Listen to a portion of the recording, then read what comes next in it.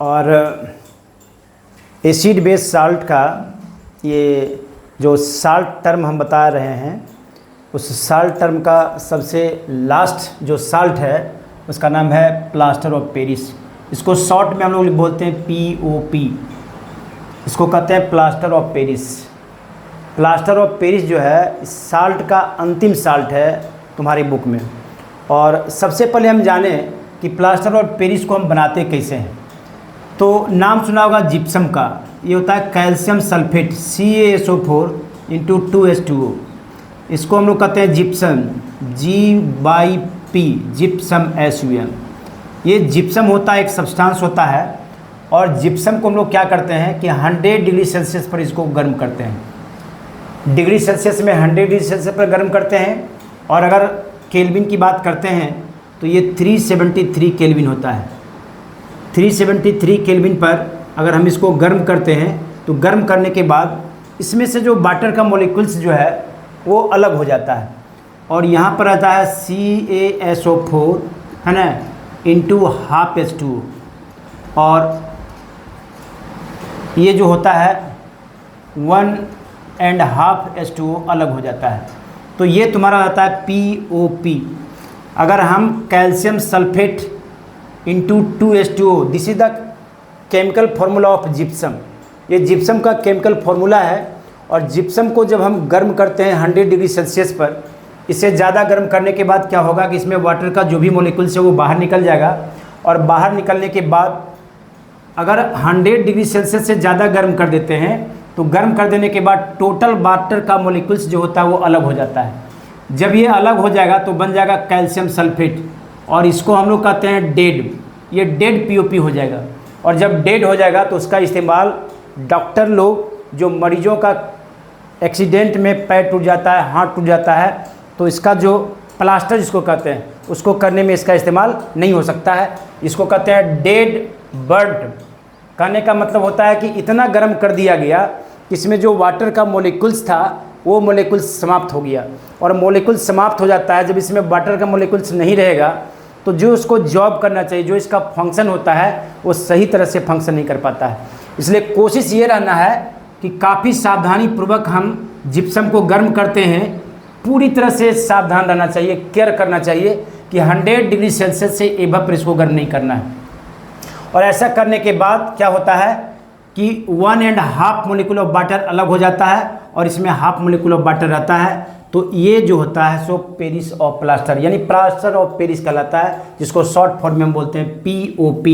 तो इस तरह से हम प्लास्टर ऑफ पेरिस को प्राप्त कर लेते हैं। ये काफ़ी इंपॉर्टेंट है। इस साल जो है 2027 का बोर्ड CBSE एग्जाम में plaster of Paris and bleaching powder, ये 2 साल्ट जो है सो काफ़ी इंपॉर्टेंट है।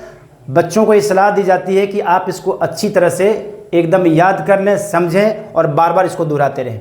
तो जब ये बन जाता है तो बनने के बाद क्या होता है कि हम आते हैं properties of plaster of Paris पर कि ये प्लास्टर ऑफ पेरिस तो बना लिए, लेकिन इसका प्रॉपर्टीज़ क्या है। ज़्यादा नहीं, 2 प्रॉपर्टीज याद रखना, 2 प्रॉपर्टीज और 2 यूज।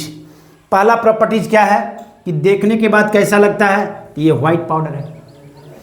दूसरा क्या है, कहता है कि जैसे ही हम इसको वाटर है ना, कहता है कि प्लास्टर ऑफ पेरिस को जैसे ही पानी के साथ लाते हैं, कहता है setting into a hard mass on wetting with water के साथ इसको मिलाने के साथ ही ये कड़ा हो जाता है। और यही कारण है कि डॉक्टर जो होता है जब किसी पेशेंट की हड्डी टूट जाती है तो हड्डी को ज्वाइन करने में या सीधा रखने में ये काफ़ी सपोर्ट करता है। जैसे ही लपेट करके पानी मिला करके उसमें लपेट दिया जाता है बैंडेज के ऊपर, ये टाइट कर देता है। और टाइट रहने के कारण क्या होता है कि अंदर में जो हड्डी फ्रैक्चर कर गया है वो आसानी से ज्वाइन कर जाता है। तो दूसरा कैरेक्टर ये हो गया। तीसरा कहता है कि शुड बी स्टोर्ड का मतलब क्या है, रखना चाहिए कहाँ, मॉइस्चर प्रूफ कंटेनर में। हम POP को ऐसे कंटेनर में रखेंगे जो एयर टाइट कंटेनर होता है, वहाँ पर एटमॉस्फेयर में जो वाटर का मॉलिक्यूल्स जो है वो इसको कैच नहीं करे, वो लीक रहने के बाद ऐसा हो जाता है और वो बेकार हो जाएगा। और तीसरा, ये 3 प्रॉपर्टीज हो गया, बस इसी को याद रखना है। उसके बाद हम इसका इस्तेमाल कहाँ करते हैं, तो इसका इस्तेमाल करते हैं मेकिंग टॉयज, खिलौना बनाने में इसका इस्तेमाल होता है।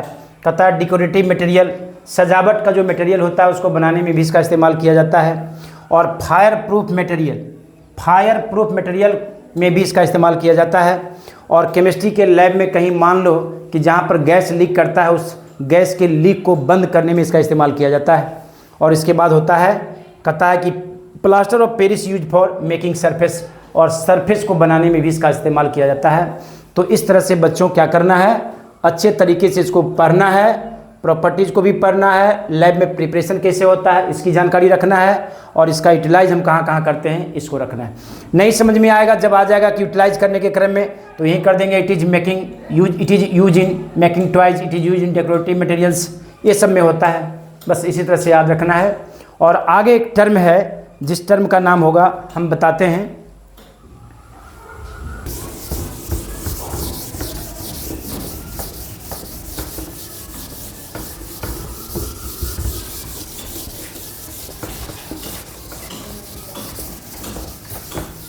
Hydrated salt.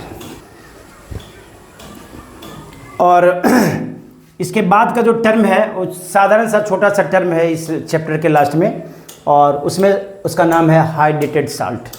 ये हाइड्रेटेड साल्ट क्या होता है कि साल्ट में वाटर के मॉलिक्यूल्स को इंक्लूड कर देने के बाद जो साल्ट प्राप्त होता है उसको कहते हैं हाइड्रेटेड साल्ट।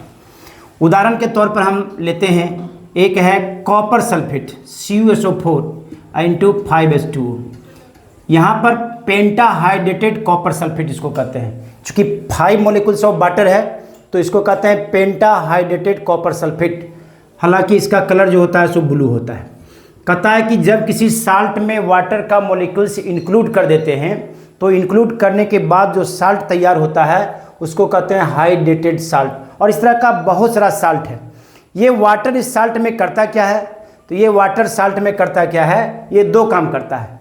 पहला क्या करता है, साल्ट का जो क्रिस्टल होता है, साल्ट का जो क्रिस्टल होता है उस क्रिस्टल के शेप को ये वाटर मॉलिक्यूल्स क्या करता है, मेंटेन करता है। कि किसी भी साल्ट का जो क्रिस्टल होता है उस क्रिस्टल के शेप एंड साइज को मेंटेन करने का काम कौन करता है, वाटर का मॉलिक्यूल्स। और दूसरा काम क्या करता है, दूसरा काम करता है कि कलर को, ये कलर को बताता है। जैसे यहाँ पर है कि कॉपर सल्फेट है और कॉपर सल्फेट में 5 मॉलिक्यूल्स ऑफ वाटर इंक्लूड है, तो इस हाइड्रेटेड साल्ट का कलर हो जाता है ब्लू। लेकिन जैसे ही हम इसको क्या करते हैं, जैसे ही इसको हम गर्म करते हैं, गर्म करने के बाद क्या होता है, जैसे ही इसको हीट करते हैं तो हीट करने के बाद ये वाटर का मॉलिक्यूल्स जो होता है, अभी इसका कलर है ब्लू, लेकिन जैसे ही हट जाता है ये कॉपर सल्फेट हो जाता है। और गर्म करने के बाद वाटर का मॉलिक्यूल्स इस साल्ट से क्या होता है, अलग हो जाता है। तो अलग हो जाने के बाद इस कॉपर सल्फेट का जो कलर होगा वो हो जाएगा वाइट। तो ये वाटर का मॉलिक्यूल्स जो होता है वह क्या होता है, वह साल्ट के क्रिस्टल के शेप को डिटरमाइन करता है, और साल्ट में जो कलर रहता है उस कलर को भी, उस कलर के लिए रिस्पॉन्सिबल भी यही होता है वाटर के मॉलिक्यूल्स। और बहुत सारा है, जैसे तुम्हारा वॉशिंग सोडा का नाम सुना होगा। ये वॉशिंग सोडा जो होता है, वॉशिंग सोडा का लिखते हैं हम लोग क्या, sodium carbonate Na2CO3 into 10H2O। ये क्या करता है कि सोडियम कार्बोनेट यानी वॉशिंग सोडा जो साल्ट है, इसका जो क्रिस्टल होता है, इसके क्रिस्टल को, इसके क्रिस्टल के साइज को मेंटेन करने का काम करता है ये वाटर का मॉलिक्यूल्स। इसी तरह से तुम्हारा और भी है, जैसे तुम्हारा जिप्सम है CaSO4 इंटू 2H2O।